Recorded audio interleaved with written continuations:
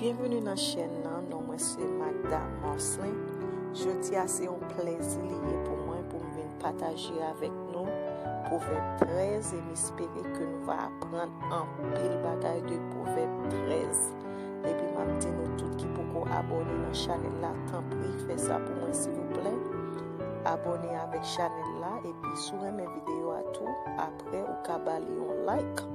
Parce que quand pile nous cap des vidéos, me connaît nous aimer mais nous pas quitter like là pour moi. Tant pis fait ça et moi-même m'a pas apprécié ça. Proverbe 13. Un petit garçon qui gen bon comprendre a écouter les papas la prale les oreilles. Mais un monde qui passe moun nan bêtise pas jamais écouter les a fait observation pour corriger. Récompense yon moun chita sous ça li di ak bouche li.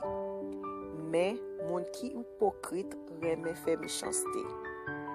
Veillez parole qui sorti nan bouche ou a protéger la vie ou.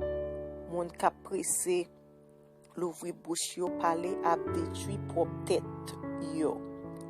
Paresse pas jam joindre sa yo ta reme genyen.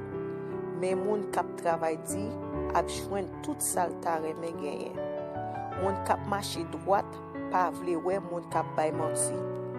Mais sa méchant yo a fait c'est yon honte. C'est yon déshonneur pour tête yo. Les ou toujours fait ça qui bien, la justice a protégé ou. Mais péché la cause méchant yo disparaître. Gen moun qui pas gen rien mais qui prend pose yo riche. Gen moun qui prend pose moun pauvre et puis c'est yo qui gen fortune. Yon moun riche servi ak l'argent pour sauver la ville. Moun qui pauvre là vle tande le wap pas vle tande le wap rele de elle. Moun kap marche droite yo tankou lampe kap clairé bien clairé. Mais méchant yo tankou yon lampe qui prête pour mourir. Moun arrogant yo toujours a pousser di feu. Mais moun qui écoute conseil, c'est moun qui gen bon comprendre. L'argent ou fait facile pas loin fini. L'argent ou fait nandi a toujours fait petite. Le ou pas joindre ça ou tap tan nan, c'est bagay qui pou faire ou malade. Mais le ou joindre ça ou te envia, c'est la vie pour ou. Le ou pas respecter parole qui dans la loi bon Dieu, c'est dette ou fait. Mais moun qui fait ça la loi mande yo fait a joindre récompense. Sa moun qui gen bon cœur, sa moun qui gen bon comprendre a montrer a bay la vie. La pede ou pour pas tomber les la vie ou en danger. Les ou gen bon comprendre, ça fait ou rem, ça moun reme, ça fait moun reme ou. Mais les moun pa ka faire confiance ou nan di. Tout moun qui gen comprendre, calculer bien avant yo fait yon bagay. Mais moun sans comprendre yo a fait ouais Jean yo saute.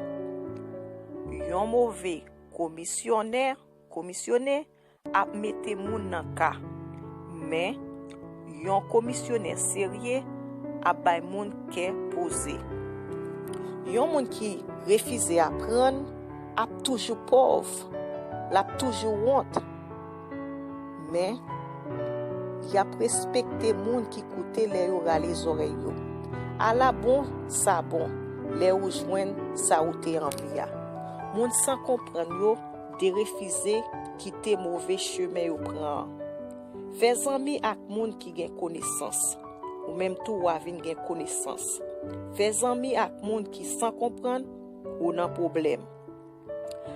Malheur a possible moun ka fait ça qui mal. Mais moun qui marche droit yo ap joindre bon comprendre. Yon moun qui gen bon cœur.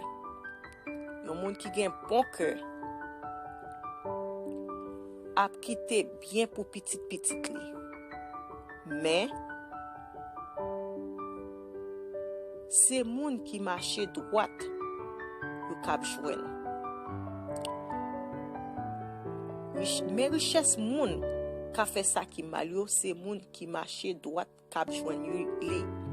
Jardin malheureux yo kon manger, mais l'injustice fait mourir grand goût. Si ou paix bat petit garçon ou pas remen. Si ou remen, c'est pour corriger. Moun k'ap marche droite yo toujours gen assez pour yo manger. Mais ventre méchant yo pas jamais fin plein. Les nous li chapitre 13 là, nous wel grand pile verset qui gen clé là-dedans. Nous ka prendre quelques là-dedans yo. Nous ka prendre 2 ou 3 parce que le temps fait nos défauts pour nous parler de yo. Li ti comme ça, paresse pas chambre joindre ça yo ta remè gagner. Mais moun k'ap travail di yo toujours joindre ça yo ta remè gagner. Et puis gen verset qui dit comme ça, gen moun qui pas gen rien mais qui prend pose yo riche. Gen moun qui prend pose yo pauvre et puis c'est yo qui gen fortune. Nous ka wè ça dans société noire, moun qui pas gen moyen yo des fois yo vinn yo kon a fait moun connaît que yo gen à travers de gens yo habillé, à travers des machines yo a rouler, yo kon vle montrer moun que yo riche. Mais moun qui vraiment gen fortune nan, li pas vraiment besoin faire tout bagay ça yo, li pas besoin impressionner personne parce que déjà connaît les riches. Des fois yo connaît les moun ça yo nouveau riche parce que yo nouveau nan ba là, yo pas fin comprendre.